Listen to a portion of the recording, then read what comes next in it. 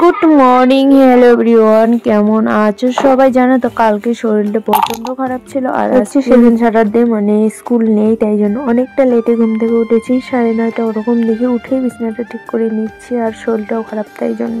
আর এদিকে উঠে দেখে জলটা চলে গেছে আর খিদেও প্রচন্ড পরিমাণে পেয়ে আছে। এখন মুখ টুক ধোবো, কিছু একটা বানিয়ে খাবো, তারপরে ভাত বসিয়ে দেবো, যেহেতু শনিবার নিরামিষে। তো যাই হোক, এইদিকে আমার টেবু বলছিল টিভি দেখবে, ও কিন্তু খেতে খেতে টিভি দেখছে। একটু চাও বানিয়ে ফেললাম আর সকালের এগুলো খেয়ে নেই। তারপরে এইদিকে ওপেনটাকে মুছছিলাম একটু, আর আমি বলছিলাম তোমাদের পুরোনো ওপেনটা আমি ফেলে দিয়েছি।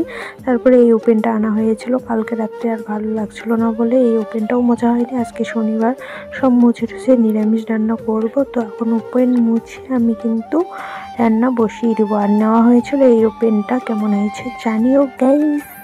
আর এইদিকে চাল ভিজে রেখেছে, ভাতও বসিয়ে দিলাম। নিরামিষ এখন পনিরের তরকারি করব আর খাবো। প্রচুর পরিমাণে খিদে পেয়েছে, কাজ বাজ